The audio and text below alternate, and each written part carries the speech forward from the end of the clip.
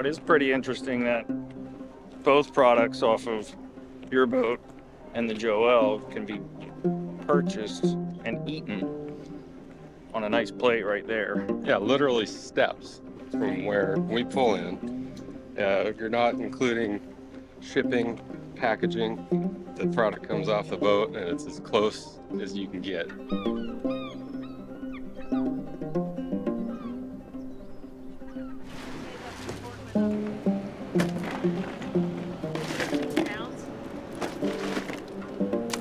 If you buy a fish that's processed in China or caught in Alaska, frozen, and then brought down in container ships, there's a lot of carbon footprint, not only the catching, but the transportation.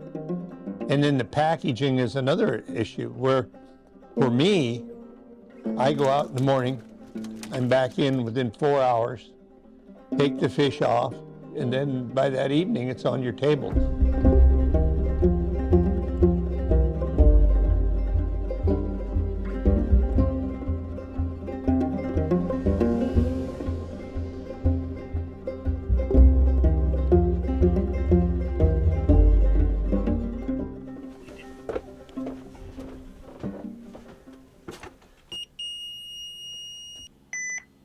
Before the advent of the GPSs and knowing where you were at easily, your coordinates, they were all figuring out where they were on paper charts. I mean, you had to carry these paper charts back in the day. I just haven't taken them off the boat.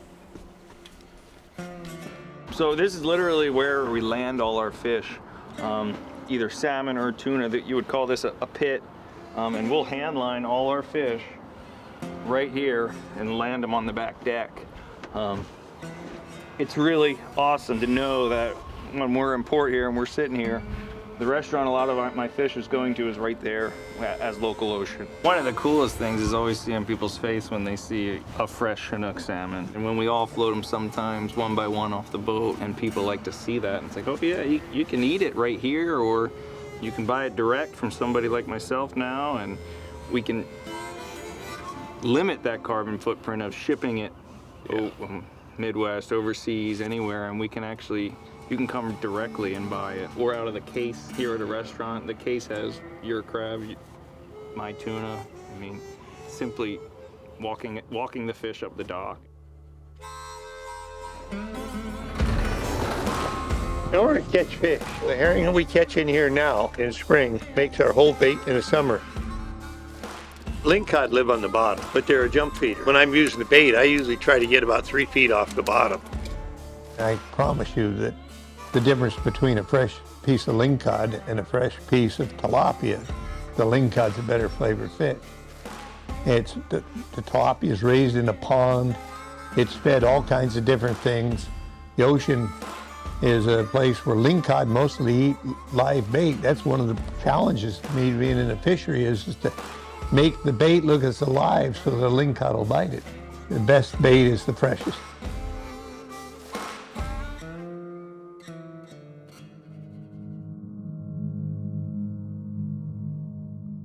In the end, it's like the last wild protein that belongs to everybody that we're fortunate enough to have the access to be the ones that go out and catch it and provide it. You can make that choice simply in your supermarket. Lingcod, it's a star here on the coast, but people will buy Chilean sea bass because they've seen it at a restaurant more. Oregon pink shrimp, we harvest tons of it. It's one of the first MSC certified shrimp fisheries. But people will go to the store and they'll see tons of these. Bigger, they want a bigger shrimp, but they're all coming out of farms in Asia. And then those farms, what are those farms feeding those shrimp? Yeah, what are they feeding them? How are they being harvested? Yeah, how are they? Who's harvesting them?